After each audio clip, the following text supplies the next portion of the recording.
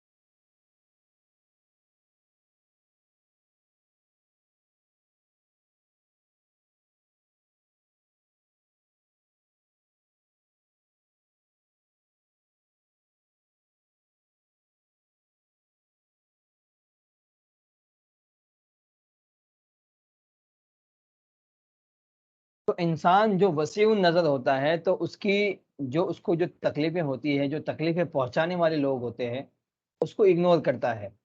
اس کائنات میں سب سے بڑا وسیع اور کسی کا ظرف اگر تھا تو رسول اللہ صلی اللہ علیہ وسلم کا تھا، کہ مختصر 63 سال کی زندگی، اس میں 40 سال نکال دیجئے جو نبوت سے پہلے کے ہیں، نبوت 40 سال میں ملی، اب 40 سے 50 60 اور یہ آگے 65 سال 63 سال، یعنی تقریباً 23 سال کی زندگی جو ملی آگے، 50 60 اور 3 سال اور 63 سال کی عمر میں وفات پائی رسول اللہ صلی اللہ علیہ وسلم نے۔ تو 23 سال کی زندگی میں ایک اکیلے واحد شخص نے وہ کام کیا کہ دنیا کا کوئی کونا آج ایسا نہیں ہے جہاں رسول اللہ کی دعوت نہ پہنچی ہو۔ دنیا کے کونے کونے میں اللہ پاک نے رسول اللہ کی دعوت پہنچائی۔ تو جب کوئی آدمی اس طرح کا دعوت کا کام کرتا ہے تو کیا اس کو رکاوٹیں نہیں آئی ہوگی؟ بے انتہا رکاوٹیں آئی ہوگی، رکاوٹیں بے انتہا آئی ہوگی، لیکن اس کو اگر کوئی آدمی کیچ کرتا ہے اور اس کے بعد سوچنا شروع کرتا ہے اور اپنے دماغ کو اور دل کو ایک سوچنے کا کام دے دیتا ہے، تو پھر یہاں سے زندگی کی تباہی شروع ہو جاتی ہے۔ ایک کوئی بدوی تھے، صحابی ہوں گے، انہوں نے رسول اللہ صلی اللہ علیہ وسلم ایک جنگ کے میدان سے آپ واپس ہو رہے تھے، تو رسول اللہ صلی اللہ علیہ وسلم کے یہاں گردن مبارک پہ رومال رکھا ہوا تھا گرمی سے بچنے کے لیے، زور سے کھینچا، اتنا زور سے کھینچا کہ یہاں گردن پہ نشان پڑ گئے۔ تو صحابہ نے کہا، صحابہ کو غصہ آیا کہ اس طرح کوئی بے ادبی کرتا ہے کیا؟ تو حضور نے کہا کہ کچھ بھی مت کہو، دیہاتی آدمی، کچھ بھی مت کہو ان کو۔ کہ وہ اوپر سے اللہ کے رسول کو کہتا ہے کہ اے محمد، اللہ نے آپ کو جو مال دیا ہے اس میں مجھے بھی اس میں سے نکال کے دو۔ تو دیکھیے، ایک تو مال رسول اللہ کا، اس میں اس طرح کا رویہ، اوپر سے یہ کہنا کہ اس مال میں سے مجھے بھی تو، میرا بھی حق ہے، تو یہ کہاں کی انصاف کی بات ہے؟ لیکن رسول اللہ کا جواب کیا ہے؟ فرماتے ہیں ایک درخت تھا قریب میں، کوئی درخت، اس پہ ڈالا آپ نے، کہا اس کے نیچے جتنے پتے آئے ہیں، یا اس طرح کی کوئی روایت ہے، اتنا اگر میرے پاس مال ہوتا تو وہ بھی تجھے دیتا، لیکن ابھی فی الحال میرے پاس دینے کے لیے نہیں ہے، میں جب آئے گا تو میرے پاس اب آ جانا۔ تو یہ بات تھی رسول اللہ کی، کہ بہت ساری ایسی تکالیف تھی زندگی میں، کبھی بھی آپ نے اس کو نوٹ نہیں کیا اس کے ہاں، اگر اس میں دین کا نقصان ہوتا ہو تو پھر حضور نے اس کا حل نکالا ہے، اور اپنی ذات پر اگر کوئی مسئلہ ہے تو کبھی بھی اس کا کوئی انتقام نہیں لیا۔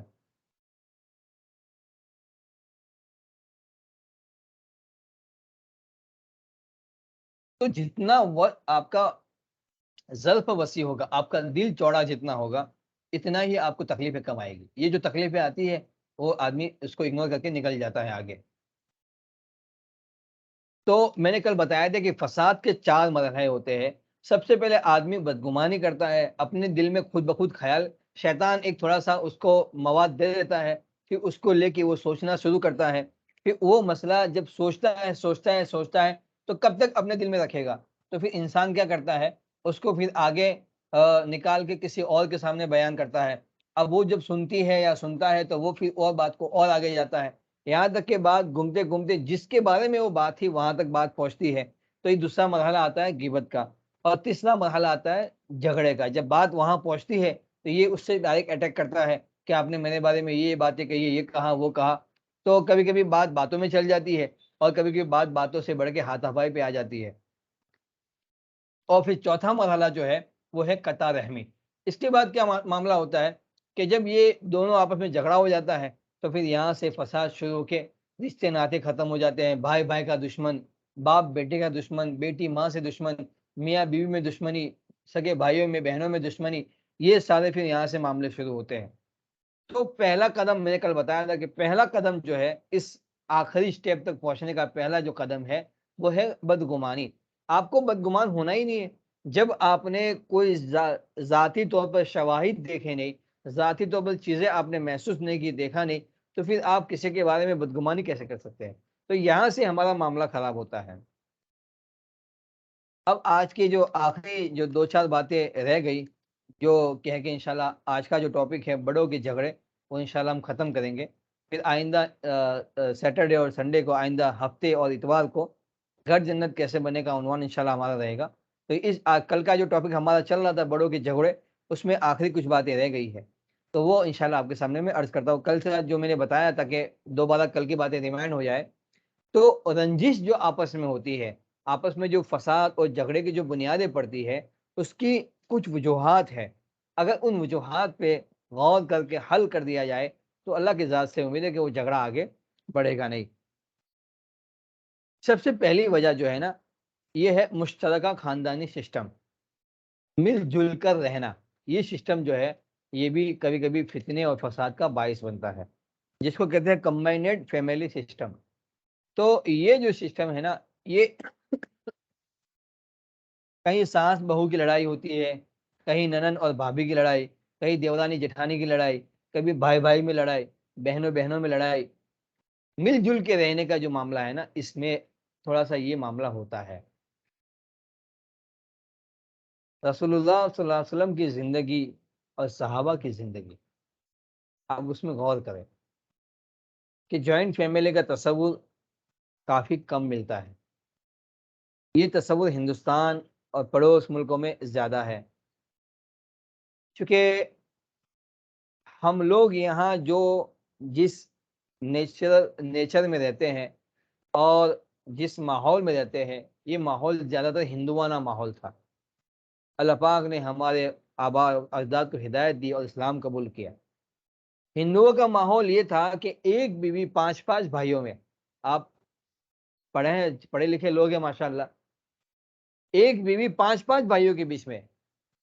یہ جو پانچ بھائی تھے جن کو پانڈو کہتے ہیں، ان ہندوؤں کی کتابوں میں آپ پڑھیں گے پانچ پانڈو، ان کے درمیان میں ایک ہی بیوی تھی، دروپدی۔ تو جب ان کی بیویاں مشترک تھی تو ظاہر سی بات ہے پھر یہ ایک ساتھ فیملی میں رہنے والے لوگ تھے، اور پھر جو خرافات ان کے یہاں اگر آپ ڈیپلی پڑھیں گے تو آپ ایسا عجیب و غریب، بڑے بڑے گھرانوں میں یہ بھی چیز ہے کہ بہت زیادہ بے حیائی اور بہت زیادہ فتنے فساد، اللہ کی پناہ۔ تو وہ کچھ چیزیں ہمارے اندر بھی آ گئی، اور ہمارا ایک سب سے بڑا قصور یہ ہے کہ ہم یہ سمجھتے ہیں کہ بچہ شادی بھی کر لے تو بھی ہمارا وہ بچہ ہے۔ 18 سال کی عمر بچے کی ہو جائے اس کو گھر سے باہر نکال دینا چاہیے، میں تو کہتا ہوں، اور اس کو اتنا سوجھ بوجھ دے دینی چاہیے کہ جس سے وہ اتنا تو کر سکے کہ جب اس کو کل ہم نکاح کرائے تو اتنا اس کے پاس نظام ہو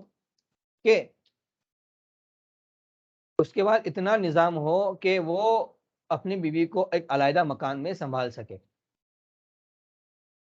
آپ اس بات پہ غور کریں، نبی کریم صلی اللہ علیہ وسلم نے فرمایا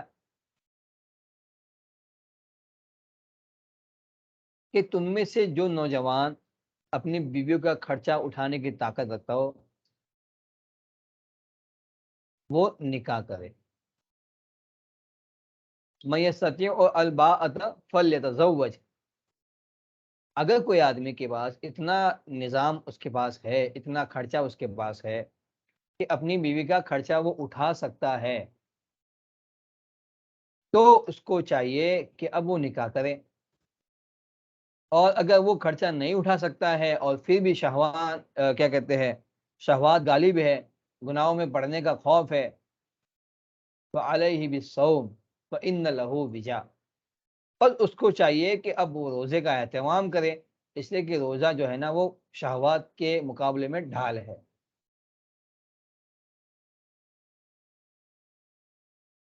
اللہ کے رسول نے یہ نہیں فرمایا کہ ماں باپ پہ بوجھ کر کے بوجھ بن کے وہ شادی کرے اور ماں باپ اس کا خرچہ کرے، ہم نے الٹا کر دیا۔ اپنی اولادوں کو یہ نظام بتانا چاہیے تھا، یہ نظام سکھانا چاہیے تھا، ہم نے وہ سارا اپنے بوجھ پہ ڈال دیا۔ اب بیٹی کی شادی میں 20 25 لاکھ کا اپنا سب پہ بوجھ لے کے بیٹھے ہیں۔ خیر بیٹی کا نکاح تو اپنے ذمے ہے، لیکن اس بیٹی کا خرچہ اصل مرد کے ذمے ہے، یعنی آنے کے بعد۔ اور ہم نے الٹا کر دیا، یہاں سے بیٹیوں کے نکاح میں بھر بھر کے سامان دینا شروع کیا، تو پھر وہاں اب لڑکی نے جب سامان دینا شروع کیا تو پھر اس نے مہر کا مطالبہ بھی ایسا کیا، 5 لاکھ 2 لاکھ 6 لاکھ 10 10 لاکھ مہر کا مطالبہ ہوتا ہے۔ تو ظاہر سی بات ہے یہاں لڑکے شادی کے لیے تیار نہیں، اور یہاں لڑکوں نے بھی ایسی ڈیمانڈیں کر دی، جب آپ مہر وہاں سے زیادہ مانگیں گی تو یہاں سے لڑکوں کی ڈیمانڈ ہوگی کہ آپ ہمیں یہ دو وہ دو، دونوں طرف سے ظلم ہو رہا ہے۔ یہاں سے لڑکوں والوں کی طرف سے مہر کیا کہتے ہیں دہیج کی زیادتی کی طلب، لہذا لڑکی والی بیٹھے ہیں، لڑکی والوں کی طرف سے مہر کی زیادتی کی طلب، لہذا لڑکا بیٹھا ہے۔ اب جب اس کی بھی جوانی کے تقاضے ہے، اس کی بھی جوانی کے تقاضے ہے، جب دونوں کے تقاضے جائز طریقے سے جو رسول اللہ صلی اللہ علیہ وسلم کے واسطے سے ہمیں دین ملا ہے اس طریقے سے اگر ہمیں پورا نہیں ہوگا تو بتائیے پھر وہ کہاں جائے گا؟ ناجائز طریقے سے یہ بھی مبتلا ہوگی، یہ بھی مبتلا ہوگی۔ اور یہی وجہ ہے آج ہندوستان میں اور عام پوری دنیا کے اندر جو فتنہ اور فساد اور جو زنا کے بازار جو گرم ہو رہے ہیں اور ہماری بچیاں جو مرتد ہو رہی ہے، اس کی سب سے بڑی وجہ یہی ہے۔ تو بات نکلی تھی اصل کہ ہمارا جوائنٹ فیملی کا جو سسٹم ہے نا اس میں ہمیں تبدیلی کرنے کی ضرورت ہے۔ اگر اللہ نے وسعت دی ہے تو اپنے ہر بچے کے کمرے بچیوں کے کمرے الگ الگ ہونے چاہیے، یا کم از کم ایک گھر کے اندر ہر ایک کا روم رات کو سونے کے لیے پرائیویٹ جگہ ہونی چاہیے۔ اب ایک بھائی اپنی بیوی کے لیے کچھ لے کے آ رہا ہے، اب وہ ایسا اوپن ماحول ہے، ایک شوہر اپنی بیوی کے لیے کچھ لے کے آ رہا ہے تو دوسرے کی بیوی بھی دیکھ رہی ہے، دوسری بیوی کا شوہر بھی دیکھ رہا ہے، اب وہ ادھر اس کے مطالبے بڑھ رہے ادھر اس کے مطالبے بڑھ رہے۔ اب ضروری ہے کہ دونوں بھائی کا مزاج ایک جیسا ہو، اس کا مزاج کھلانے پلانے کا، اس کا مزاج تھوڑا تنگ مزاج ہے، وہ پیسہ بچانے کی فکر میں رہتا ہے، اب یہاں سے جھگڑے شروع۔ تو موقع دینا چاہیے پرسنل لائف کا، ہر ایک کی پرسنل لائف میں انوالو نہیں ہونا چاہیے۔ تو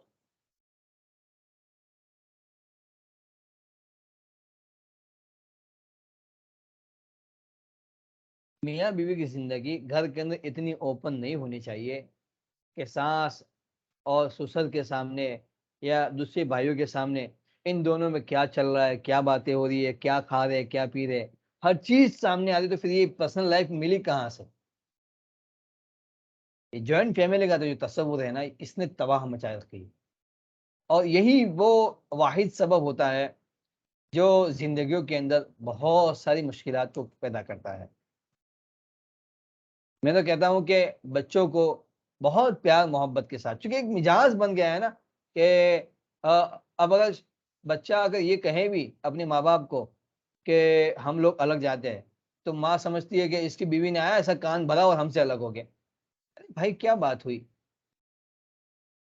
یہ بہت محبتوں کا ذریعہ ہے، دور رہ کے جو محبتیں باقی رہتی ہیں نا وہ پاس رہ کے نہیں رہتی۔ آپ ہفتے میں 2 4 دن یہاں آ جایا کریں، مہینے میں 2 4 5 دن یہاں آ جائے، اگر دور ہے تو ایک آدھ ہفتے میں مہینے میں، یہ طریقہ بہت اچھا ہے۔ یہ طریقہ جو ہے نا جوائنٹ فیملی کے علاوہ کا کوئی نہ کوئی اس کا حل نکالنا چاہیے۔ کہنے کا مطلب یہ ہے اللہ نے جو جس حال میں رکھا ہے ہر حال میں اس کا حل نکل سکتا ہے۔ دوسری جو آپس میں رنجش کی جو بڑی وجہ ہے وہ وجہ ہے اوور ایکسپیکٹ، زیادہ توقعات رکھنا کسی سے۔ بعض اوقات ہم کیا کرتے ہیں کسی سے زیادہ امیدیں لگا لیتے ہیں۔ مثلا 2 بہنیں ہیں، بڑی بہن کی بیٹی ہے اس کی منگنی ہوئی، اب اس منگنی کی بات کو چھوٹی بہن کے سامنے رکھا کہ بہن ہماری بیٹی کی منگنی ہو گئی۔ اب وہ پتہ نہیں کس بات میں تھی، کس سوچ میں تھی، کس ڈپریشن میں تھی، کیا مسئلہ تھا اللہ بہتر جانے، اس نے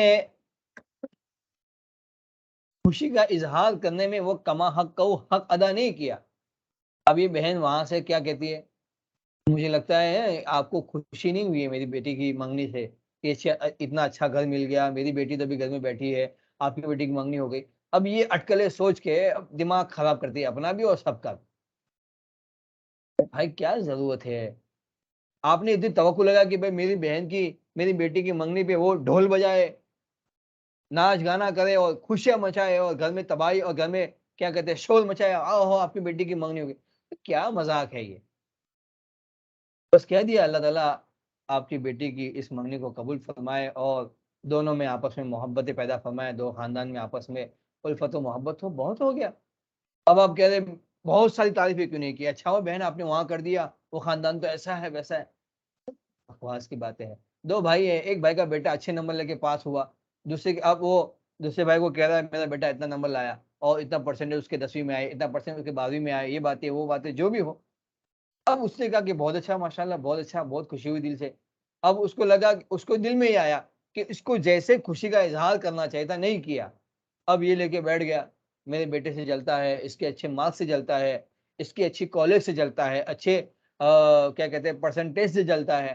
اس طرح کی باتیں یہ اوور ایکسپیکٹ کہتے ہیں، زیادہ توقعات لگانا یہ آدمی کو تباہ. اب اگر جب آدمی کسی سے توقعات بہت زیادہ لگا لیتا ہے نا اور توقعات پوری نہیں ہوتی نا، تو اس کی پورے خیالات کی عمارت ایسے دھڑام سے گرتی ہے کہ پھر وہ دوبارہ اٹھ نہیں پاتا. توقعات لگانے کی ایک ہی جگہ ہے اور وہ اللہ تعالیٰ کی ذات ہے، جس سے آپ دل بھر کے نہیں سینہ بھر کے اپنی پوری زندگی بھر کی توقعات لگا سکتے ہیں. نا امیدی نہیں ہوگی. ایک انسانوں سے توقعات نہیں لگا. ایک مرتبہ میرے شیخ اللہ ان کو سلامت رکھے، ان کی عمر میں برکت عطا فرمائے، اللہ ان کی نسلوں کو قبول فرمائے، ان کی ہر لمحے کو اللہ تعالیٰ قبول فرمائے، ان کی جان مال کی آبرو کی اللہ تعالیٰ حفاظت فرمائے. مجھے میں مسجد سے باہر نکل رہا تھا، میرے کندھے پہ ہاتھ رکھا اور بالکل سیڑھیوں کے پاس جہاں مسجد کی جو سیڑھیاں ہیں اترنے کی، پتہ نہیں کیا دل میں حضرت کے دل میں آیا، کہا بیٹا کبھی کسی سے امید مت لگانا. خدا کی قسم یہ جملہ اتنا زبردست تھا میرے لیے. کبھی کسی سے امید مت لگانا. اور آگے ایک بات کہی، بیٹا جو آپ سے یوں کہے کہ کچھ کام ہو تو بتانا، اس سے تو کبھی مت بتانا، اس لیے کہ وہ آپ کی توجہ کو ہٹا کر اللہ تعالیٰ سے ہٹا کر اپنی طرف کر رہا ہے. اور جب آپ اس کے بعد جاؤ گے اور آپ کی وہ توقعات پوری نہیں ہوگی تو نہ یہاں کے رہو گے نہ وہاں کے رہو گے، نہ خدا ہی ملا نہ وصال صنم. بندوں سے توقعات نہیں رکھنی چاہیے، نقصان ہوتا ہے، بہت زیادہ نقصان ہوتا ہے. کسی کو منہ دکھانے کے قابل آدمی بچتا نہیں.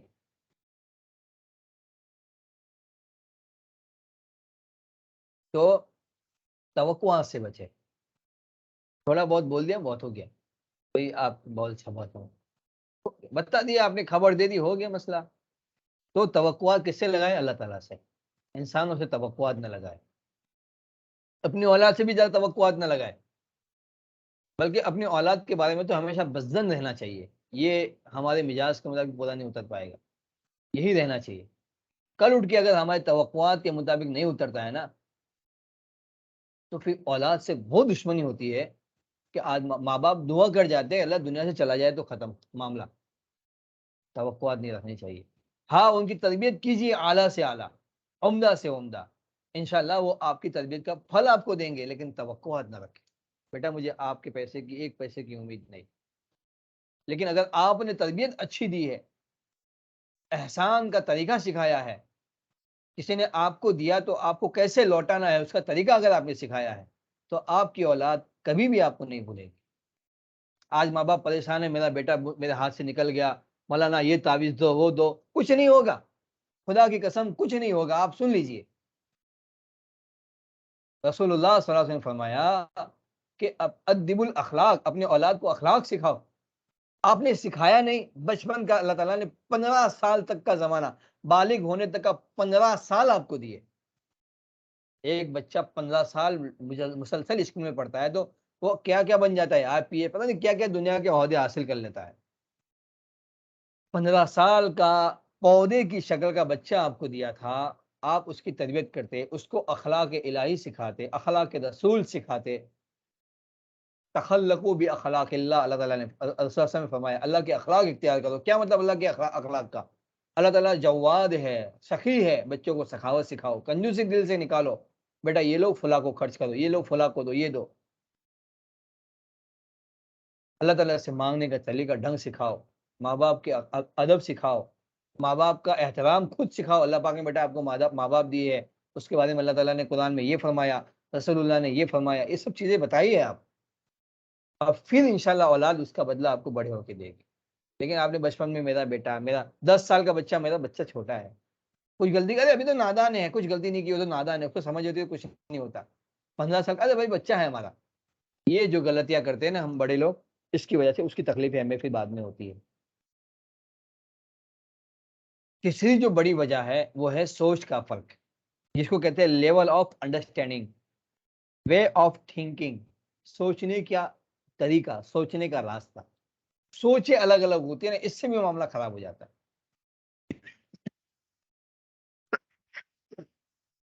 اب ایک عورت ہے مثال کے طور پر، اس کے گھر میں کچھ مہمان آ رہے ہیں، اب اس کا دل کھلا کھلا ہے، مہمان آ رہے ہیں، اچھا کھانا کھلائے، اچھا پلائے، اس سے بہترین انتظام کیا کھانے پینے کا. اب آنے والی جو مہمان آتی ہے وہ بولتی ہے یار یہ تو بڑی فضول خرچ ہیں، ایک سالن سے کام ہو جاتا، 2 2 5 5 سالن بنانے کی کیا ضرورت تھی، یہ چاول بنایا، یہ چاول بنایا، تو فضول خرچی ہے. اب دیکھیے اس کا دل ہے کہ میں مہمان کا اعلیٰ سے اعلیٰ اکرام کروں، اور اس کا دل دیکھیے، سوچے دونوں ایک الگ اینگل سے دیکھتا ہے، ایک الگ اینگل سے دیکھتا ہے، دونوں کی سوچ بالکل ڈفرینٹ چلی جاتی ہے. اس سے بھی نقصان ہوتا ہے، سوچیں ہماری بدلے. اور چوتھی سب سے بڑی وجہ ہے رسم و رواج.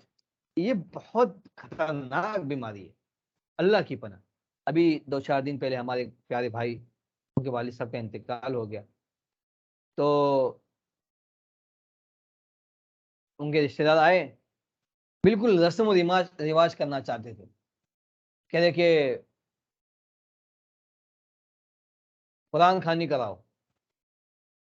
قرآن خوانی کا مطلب یہ ہے کہ لوگوں کو بٹھاؤ اور کوئی آدمی آ کے بیان کرے اور قرآن پڑھے، اور پھر کھانا پینا ہو. اور قرآن کھانے کا مطلب یہ کہ کسی مولانا کو بلاؤ، آ کے قرآن پڑھیں گے، پھر مولانا کو 1000 2 5 ہزار روپے دیں گے، اور پھر وہ دعا نماز پڑھا کے بھی چلے جائیں گے، تو اپنا ابا خوش ہو جائیں گے. اور کھانا وانا کھلاؤ، تیجی کرو، 40 بھی کرو، پتہ نہیں کیا کیا مصیبت. اس نے یوں کہا کہ رسول اللہ نے جو ہم کو بتایا ہے، صحابہ نے جو ہم کو بتایا ہے، اور ان کی تعلیمات کو اکابر نے، علماء نے ہم تک پہنچا، اس کے مطابق عمل کریں گے. تو رشتہ دار چلے گئے گھر سے سب، یہ بالکل غمگین نہیں ہوا. دیکھو یہ ہے رسم و رواج. ہم ہلدی لگائیں گے، شادی منگنی سے پہلے اتنے ناچ گانے کریں گے، اور ادھر اتنا جوڑا، اس کو اتنا جوڑا پہنائیں گے، اس کو یہ پہنائیں گے، اس کو یہ کپڑا، اس کو کپڑا، ننن کو پھنن کو، پتہ نہیں کیا کیا مصیبت. یہ رسم و رواج اگر نہیں کیا تو بھی کہہ رہے کہ آپ تو یہ ہے. اب بیچارہ لڑکا چاہتا ہے کہ سادگی سے ہو، بارات میں 2 4 لوگ آ کے بیٹی کو چھوڑ کے چلے، بیٹی کو ہم لوگ 2 4 لوگ یہاں آوے. اب بیٹی کا باپ بڑا بنتا ہے، نہیں ہمارے گاؤں میں ناک کٹ جائے گا، آپ لے کے آؤ 400 500 لوگوں کو. یا پھر الٹا ہوتا ہے، بیٹی کا باپ کہتا ہے ہم سادگی سے بیٹی کو رخصت کرنا چاہتے ہیں، اب 2 4 لوگ لے کے آئیے اور ہمارے یہاں ایک ٹائم کا کھانا کھائیے، اور پھر آپ لے کے نکل جائیے. وہ کہتا ہے بھائی ہمارے گاؤں والے کیا کہیں گے، ہمارے شہر والے کیا کہیں گے کہ اللہ نے اتنا دیا ہے، اور 2 4 لوگ ایسی کیسی غریب کی لڑکی اٹھا کے لا کے وہ 2 4 50 لوگ کو کھانا نہیں کھلا سکتا تھا. لا حول ولا قوت الا باللہ. رسول اللہ کے زمانے میں 2 چیزوں کا کوئی اہمیت نہیں تھی، 3 چیزیں، تین چیزوں کی کوئی اہمیت نہیں تھی، ایک دم عام سی زندگی اس کو سمجھتے تھے. موت، کسی کی موت ہوتی تھی نا، صحابہ اپنا کام کر لیتے تھے. آپ نے واقعہ پڑھا ہوگا کتابوں کے اندر، ایک بڑھیا تھی جو مسجد نبوی کے اندر جھاڑو پوتا لگایا کرتی تھی بیچاری، اور کچھ کچرا وغیرہ ہوتا تو اٹھا لیا کرتی تھی. کئی دنوں سے نظر نہیں آئی، حضور نے پوچھا، رسول اللہ صحابہ نے کہا اللہ کے رسول وہ تو اس کا فلاں دن انتقال ہو گیا رات میں، اور ہم نے اس کو دفن کر دیا. کہا آپ نے مجھے بتایا تک نہیں. کہا نہیں. تو حضور کو چونکہ اس سے لگاؤ ہو گیا تھا، مسجد کی صاف صفائی کرتی تھی، تو اس کی قبر پہ جا کے 2 رکعت نماز کیا کہتے ہیں صلاۃ مغفرت، صلاۃ جنازہ پڑھی. یہ حضور کی خاصیت میں تھی، ہم امتی کو عمل کرنے کی اجازت نہیں ہے اس میں، اس لیے کہ حضور نے صرف کیا ہے، کسی صحابی نے یہ کام نہیں کیا. اگر یہ عام ہوتا تو صحابی بھی کرتے. یہ حضور کے لیے تھا، اس کے اعجاز کے لیے ایک اسپیشل اس کے لیے پروٹوکول تھا. تو دیکھیے کوئی خبر ہی نہیں. صحابہ کیا نکاح ہوتے تھے. حضرت عبد الرحمن ابن عوف بہت مالدار صحابی، انتقال ہوا، 4 بیویاں تھی، ملینر ان کے میراث میں پیسے آئے، وہ بھی سونے کی شکل میں. اتنا اللہ نے مال دیا تھا. ایک اونٹ مدینہ میں ہوتا تھا اور اونٹوں کی قطار چلتی چلتی چلتی آخری اونٹ یمن میں ہوتا تھا اور ایکسپورٹ کا مال مدینہ میں آتا تھا. اور بیچ میں کوئی اونٹ خالی نہیں ہوتا تھا، مسلسل اربوں خربوں پتی تھے. نکاح ہوا، نکاح ہو گیا تو حضرت عبد الرحمن بن حضور کی مجلس میں حاضر ہوئے. عبد الرحمن یہ کپڑوں میں دھبے کس چیز کے دکھ رہے ہیں؟ کہ اللہ کے رسول میرا نکاح ہوا تو اہلیہ نے کچھ خوشبو لگائی تھی تو تھوڑا سا مجھ پہ اثر آ گیا ہے. کہ عبد الرحمن بتایا بھی نہیں، یہ بھی نہیں کہا کہ بتایا بھی نہیں. ہم تو ہوگا کوئی ہو تو ارے یار آپ نے نکاح کر لیا بتایا بھی نہیں یار. ارے کیا اس میں بتانے کی ضرورت ہے بھائی، میرے محلے والے میرے خاندان والے لوگ تھے نکاح کا. تو حضور نے فرمایا کہ اولم ولو بشاتن، ارے ولیمہ کرو، چاہے ایک بکری ذبح کر لو، ولیمہ کرو. یہ سنت. ولیمہ کرنے کا مقصد یہ ہے، ولیمہ کرنے کا مقصد یہ ہے، ولیمہ کرنے کا مقصد یہ ہے کہ لوگوں میں بات پتہ چل جائے کہ یہ فلاں گھر کی بیٹی، یہ فلاں گھر کا بیٹا 2 میاں بھی بن چکے ہیں، یہ فلاں گھر کی بیٹی آج سے اس گھر کی بہو اور اس گھر کی بیٹی بن چکی ہے، تاکہ کل اگر یہ 2 میاں بیوی ہاتھ پکڑ کے کہیں سے گزر رہے ہو تو کوئی تہمت نہ لگائے کہ یہ لوگ ناجائز رشتے میں بندھے ہوئے ہیں. حضور نے فرمایا اعلنوا بالنکاح، نکاح کو عام کرو، نکاح کے اعلان کرو. وجہ اس کی یہ ہے، شریعت نے مقاصد کے تحت ہر چیزیں رکھی ہے، ہم نے اس کو رسم و رواج بنا دیا. ولیمے میں یہ ہونا چاہیے، ولیمے میں ہونا، ارے کیا بکواس کی بات ہے. اللہ تعالیٰ ہوش کے ناخن، اللہ تعالیٰ ہمیں سمجھ عطا فرمائے، ہوش کے ناخن لے. ایسا کباڑا کر رکھا ہے کہ بس پھر اس کو پورا کرنے کے لیے لون لی جاتی ہے، یہ لی جاتی ہے. حضور نے فرمایا خیر النکاح برکتن ایسرہ مؤونتن. حضور نے، ہم نہ اپنی مانتے ہیں، نہ باپ کی مانتے ہیں، نہ ماں کی مانتے ہیں، نہ رسول اللہ کی مانتے ہیں، نہ اللہ کی مانتے ہیں. مانتے ہیں تو اپنے نفس کی اور شیطان کی. اللہ کے رسول نے صاف صاف فرما دیا وہ نکاح با برکت ہے جس میں خرچ کم ہو، خرچ کم ہو. اور آج ہمارا کیا ہے، یہاں سے قرض لیے جا رہے ہیں، یہاں سے قرض لیے جا رہے ہیں، یہ کریں گے. لڑکی کی پیٹی، ارے ایک جوڑا جو پہلے دن ہم پہنتے ہیں 20 25 30 ہزار کا جوڑا ہوتا ہے. کیا کریں گے آپ وہ جوڑا پہن کے؟ سیدھے جنت چلے جائیں گے. ایک مرتبہ پہننا ہوتا ہے، کیا اتنا پیسہ خرچ کرنا. اللہ کے لیے شرم کرے اور محسوس کریں ہم یہ پیسہ کہاں ضائع کر رہے ہیں. اور وہ 1 یا 2 مرتبہ وہ جوڑا پہنتی ہے اور اتنا وزندار ہوتا ہے کہ اس کو ایسا لگتا ہے جیسے کسی نے قید کر دیا ہو. سر پہ اوڑھنی اتنے 1-1.5 کلو کی اوڑھنی ہوتی ہے اس کی. وہ ہمیشہ تو پہننے والے نہیں ہے، ایک دن شوہر کے لیے خود. ارے اور بہت سارے کپڑے ہیں اچھے اچھے کم داموں میں مل جاتے ہیں، اتنا پیسہ کسی اور پہ خرچ کرے، اللہ تعالیٰ اس کا بدلہ عطا فرمائے گا. تو یہ ہم نے بہت ساری ایسی رسم و رواج بنا رکھا ہے، یہ ہونا چاہیے، یہ ہونا چاہیے، ایسا ہونا چاہیے، ویسا. یہ بھی سب سے بڑی رنجشوں کی اور جھگڑوں کی بنیاد ہے. اللہ پاک ہماری کیا کہتے ہیں، ہمیں ہماری اصلاح فرمائے. بس یہی کہہ سکتا ہوں اور کچھ نہیں کہہ سکتا. اور آپس میں رنجش کی جو عام متن جو باتوں میں ایک خاص بات یہ ہے، آپس میں ہمارا جو معاملہ ہوتا ہے نا، معاملہ وہ صاف نہیں ہوتا. معاملے کی ڈیلنگ ہم صاف نہیں کرتے ہیں. کس طرح ڈیل کرنی چاہیے ہمیں. اب 2 پڑوسی بہن رہتی ہے آپس میں، ان کا کچھ سامان ان کے پاس رکھا تھا، ضرورت پڑی اس نے استعمال کر لیا اور دل میں ارادہ تھا کہ میں انشاءاللہ خرید کے ان کو دے دوں گی. دھاگا مثال کے طور پہ دھاگا تھا کپڑا سینے کے لیے، ضرورت پڑی آپ نے کپڑا کا دھاگا استعمال کر لیا. اب وہ بہن آئی، بہن وہ میرا دھاگا کا، وہ تو میں نے استعمال کر لیا اور میں نے آپ کو بتایا بھی نہیں. اب یہاں سے چالا مانگا. ارے بھائی ایک مرتبہ بول دیتے بہن، باپ پڑوسی تو تھی، آج فون کا زمانہ ہے، فون کر لیتے، دھاگا میرے پاس رکھا ہوا ہے، مجھے ضرورت پڑی کہ میں استعمال کر سکتی ہوں، میں آپ کو نیا لا کے دے دوں گی. اب یہ معاملہ اگر اس طرح ڈیل کرتے تو معاملہ حل ہو جاتا. اب یہاں سامنے سے کیا، ارے کھا تھوڑی جاؤں گی، ارے لا کے دوں گی نا، ضرورت پڑی تو استعمال کر لیا، تو لیا اوپر سے سینہ زوری. تو یہ جو معاملات کی جو ڈیلنگ ہوتی ہے نا، اس کو ہمیں صحیح طریقے سے کرنا چاہیے. اگر اس کو ہم صحیح طریقے سے کر لیں گے تو اللہ کی ذات سے امید ہے کہ ان ساری مصیبتوں سے، ان رنجشوں سے ہم لوگ عافیت سے نکل جائیں گے. اب آپ کو پتا ہے اس کا نقصان کیا ہوتا ہے. یہ ہوتی ہے پھر خاندانی عداوت. ایک گھر سے شروع ہوا تھا پھر یہ سلسلہ چلتے چلتے چلتے چلتے چلتے پورے خاندان میں آگ لگا دیتا ہے، اللہ کی پناہ۔ وہ کسی شاعر نے کہا ہے نا،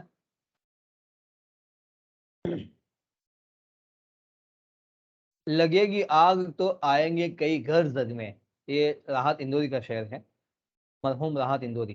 لگے گی آگ تو آئیں گے کئی گھر زد میں، یہاں صرف ہمارا مکان تھوڑی ہے۔ تو ایک گھر میں جب جھگڑا فساد ہوتا ہے تو پھر اس سے کئی گھر جلتے ہیں۔ اگر میاں بیوی کا جھگڑا فساد ہوا تو اس سے لڑکے کے خاندان میں بھی جھگڑا، لڑکی کے خاندان میں جھگڑا، اور پھر اللہ کی پناہ، العیاذ باللہ، الامان والحفیظ، ایسی چیزوں سے اللہ تعالیٰ پناہ مار۔ جیسے یہ عربوں کے اندر جو پرانے جو عرب تھے، جو اونٹوں کے پانی پلانے میں جو جھگڑا ہوا اور خاندان کے خاندان ذبح ہو گئے، رسول اللہ نے اس مصیبت سے امت کو نکالا تھا۔ آج ہم وہی کر رہے ہیں دوبارہ، اتنی اتنی باتوں میں جھگڑے، اتنی اتنی، دو بھائی ایک ساتھ گھر میں رہتے ہیں، اس بھائی کے بچے نے اس بھائی کے بیٹے کو مارا، اب اس میں ہو گیا جھگڑا۔ ارے یار، یہ تو چھوٹے چھوٹے بعد میں اسی پلیٹ میں کھانا کھائیں گے۔ اور یہ خاندان ایسا ہوتا ہے، پھر باپ بھی نصیحت کر کے جاتا ہے، ماں بھی نصیحت کر کے جاتی ہے، اس کے جنازے میں مت جانا، اس کے یہاں کھانا نہیں کھانا، ہمارا ان سے خاندانی بیر ہے، خاندانی ہماری دشمنی ہے، اور اس دشمنی کو نبھانا، یہ کیا مصیبت ہے، اللہ کی پناہ۔ اللہ تعالیٰ حفاظت فرمائے، اللہ تعالیٰ حفاظت فرمائے۔ ان سب کا حل ایک چیز میں، ساری آج کا جو سبق جو ہمارا ہوا اس کا خلاصہ بیان کر رہا ہوں، 2 دن سے جو آپ سبق سن رہے ہیں، خلاصہ ایک ہی چیز میں اس کا سارا حل ہے، اور وہ ہے معافی، معافی، معافی۔ جب آپ کو لگے کہ آپ نے کسی کا دل دکھایا تو آپ فوراً کہہ دیں بھائی اللہ کے لیے مجھے معاف کر دیجیے، مجھے آپ سے مجھ سے آپ کو تکلیف پہنچی ہے، اور زبان کو ٹال۔ جب سامنے سے معاملہ کوئی خراب ہوا، چپ بھی لگا لیجیے، بالکل سر نیچے رکھ کے، برداشت نہیں ہوتا جگہ چھوڑ کے چلے جائیے، پھر آ جائیے۔ لیکن معافی کا معاملہ، میں کوئی بڑائی کی بات نہیں کرتا، میرا معاملہ ایسا ہے، سامنے والے کا بھی قصور ہونا تو جب وہ ٹھنڈا ہو جاتا ہے، معاملہ جب ختم ہو جاتا ہے تو میں اس سے معافی مانگتا ہوں، پانی پانی ہو جاتا ہے، کیا قصور میرا تھا اور سامنے سے ہی معافی مانگ رہا ہے۔ معافی اس کا آسان حل ہے، معافی اس کا آسان حل ہے۔ شیطان کے سارے پلاننگ پر، ساری کے ساری سازشوں پر ایسا پانی پھر جاتا ہے جس کی کوئی انتہا نہیں۔ اس لیے اللہ تعالیٰ نے فرمایا والصلح خیر، والصلح خیر، والصلح خیر، صلح خیر ہے، صلح خیر ہے، صلح خیر ہے۔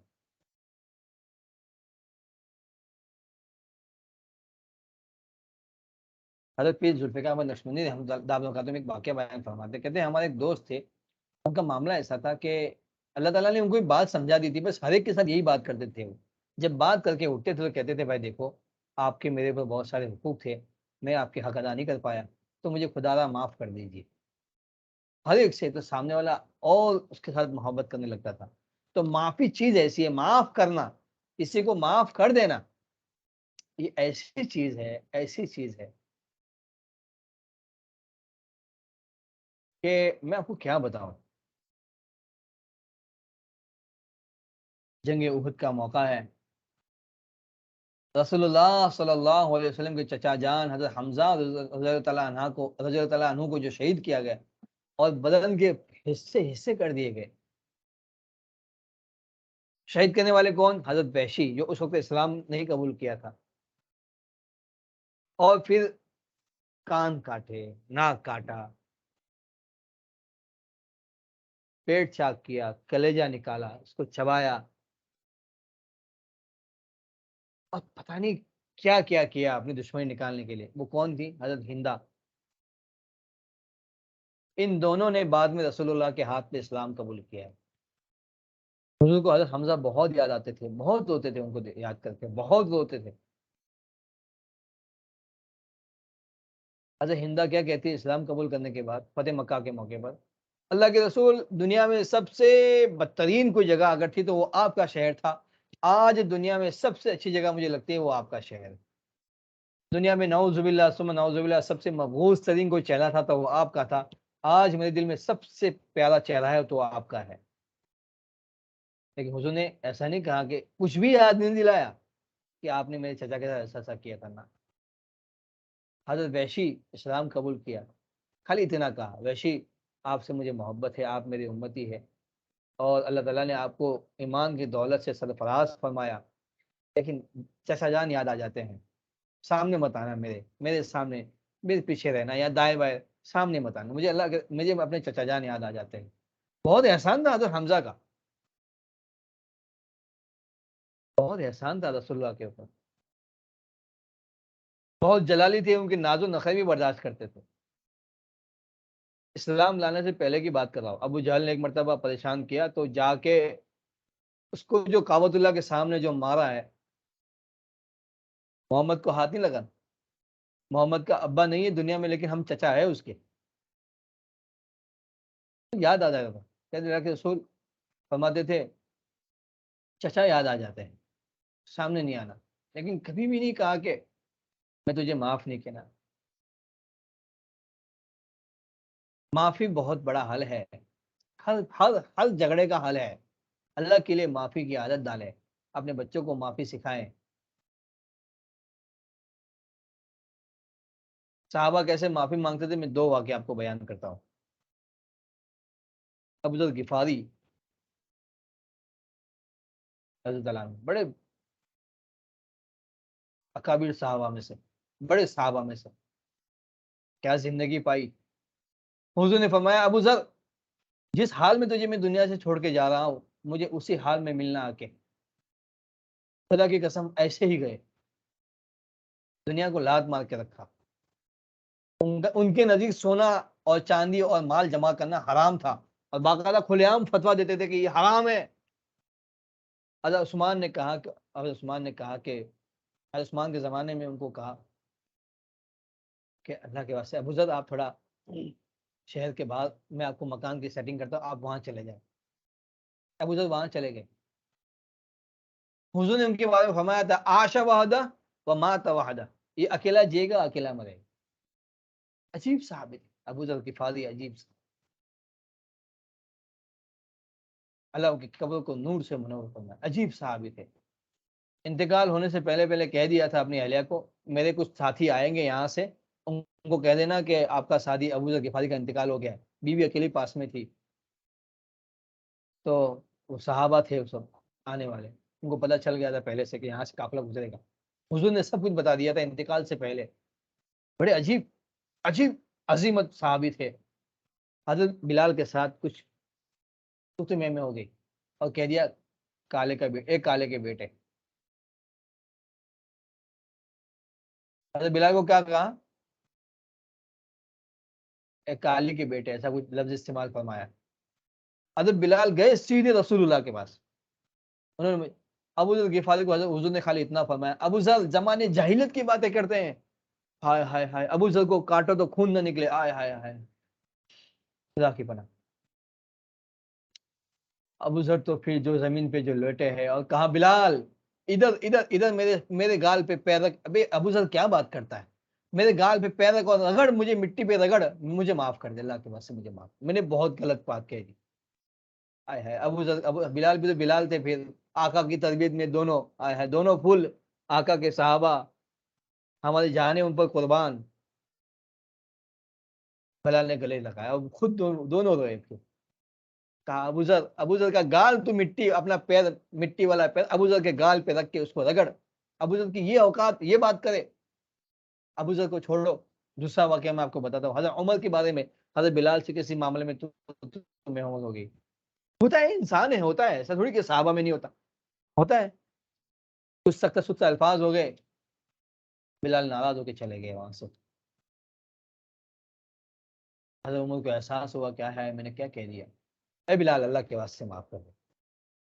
کہا میں نے معاف کر دیا، لیکن معاف کرنے کا انداز ایسا تھا کہ ابھی تک دل پورا بشاش نہیں ہوا. آئے ہائے ہائے، وقت کا امیر المؤمنین زمین پہ لیٹ گیا، بلال کے سامنے لیٹ گیا. کہا بلال یہ سینہ ہے عمر کا، یہاں پیر رکھ کے چل، معاف کر دے اللہ، یہاں پیر رکھ دے، یہ عمر کے سینے میں پیر رکھا اور مجھے معاف کر دو. بلال کھڑے ہو گئے، کہا امیر المومنین آپ یہ کیا کہہ رہے ہیں؟ اللہ سے کلام یہ ہے کہ معافی کی عادت ڈالے۔ حضرت بلال کے آنکھوں میں آنسو آ گیا، حضرت عمر بھی رونے لگے، اور پھر دونوں سے نے مل کے، یہ صحابہ کیسی معافی مانگتے تھے، وقت کا بادشاہ ہے، کئی کئی کئی زمینوں کا مالک، معافی مانگنے کا طریقہ دیکھیے۔ ہم وہ معافی میں ایگو محسوس کرتے ہیں، ابھی ہمیں کیا اوقات ہے، 1-1.5 کلو پیٹ میں پاخانہ لے کے ہم گھومتے ہیں، اپنے آپ کو سمجھتے ہیں کچھ بھی، ہم معافی نہیں مانگوں گا، میرے کو بات غلطی کی ہے آپ نے، معافی نہیں مانگیں گے۔ اللہ تعالیٰ ہمیں سمجھ عطا فرمائے۔ تو آج کے سبق کی خلاصہ دو، اگر دو چیزیں اینڈنگ میں بتاتا ہوں۔ سب سے پہلے بدگمانی سے بچے، تاکہ اس درمیان کے جو اسٹیپ ہے اس کا موقع ہی نہ آئے، اور اللہ نہ کرے اس گناہ میں مبتلا ہو گئے، اللہ تعالیٰ سے معافی مانگے، اگر ہو گئی اور یہاں سے لے کے یہاں تک کا اسٹیپ پورا ہو گیا، تو آخری جو اسٹیپ ہے نا، اریزر لگا لیجئے سارے معاملات پہ، اور وہ ہے معافی۔ معافی لگا لیجئے آپ سارے معاملات کے اوپر، سب کچھ صاف ہو جائے، سب کچھ صاف ہو جائے گا۔ تو مجھے امید ہے آج کے سبق سے آپ نے بہت اچھی باتیں معلوم کی ہوگی اور سمجھ محسوس کی ہوگی، اور سبق کا خلاصہ بھی سمجھ میں آ گیا ہوگا۔ اب اللہ تعالیٰ سے بس دعا کر سکتے ہیں، اللہ تعالیٰ ہمیں ان باتوں پہ عمل کرنے کی توفیق عطا فرمائے، ہمیں جنت کا نمونہ گھر عطا فرمائے، بھائی بہنوں میں، میاں بیوی میں، اگر اس میں کچھ بہنیں یا بھائی اس طرح کے ہیں جن کے بھی آنے والے زندگی میں نکاح ہونے والے ہیں، سب کو آپس میں گھر جنت کا نمونہ بنا کے رہنے کی توفیق عطا فرمائے، آمین۔ وآخر دعوانا ان الحمد للہ رب العالمین۔ اب انشاءاللہ اگلے سنیچر اور اتوار کو پھر انشاءاللہ ملیں گے، اور ہمارا ٹاپک ہوگا گھر جنت کیسے بنے، اس کے اندر انشاءاللہ ہم دیکھیں گے، اور ہمارا ٹاپک ہے آئندہ جو ہے ازدواجی زندگی احادیث کی روشنی میں، رسول اللہ صلی اللہ علیہ وسلم نے ازدواجی زندگی کے بارے میں کیا کیا باتیں بیان فرمائی، وہ انشاءاللہ ہم اگلے سنیچر اور اتوار کے سبق میں پڑھیں گے۔ آج کی سبق میں جو باتیں اگر آپ کو سمجھ میں آئی ہیں تو آپ لوگ اس کو شیئر کر سکتے ہیں، اور کچھ سوالات وغیرہ ہو تو وہ بھی پوچھ سکتے ہیں، اور میسج کے ذریعے سے وغیرہ سے، جو ذمہ دار ہے ان تک آپ بات پہنچا دیجئے، یا پھر جو گروپ میں ہے اس میں بھی آپ میسج سینڈ کر سکتے ہیں۔ اللہ تعالیٰ ہمیں کہنے سننے سے عمل کی توفیق عطا فرمائے۔ السلام علیکم ورحمۃ اللہ وبرکاتہ۔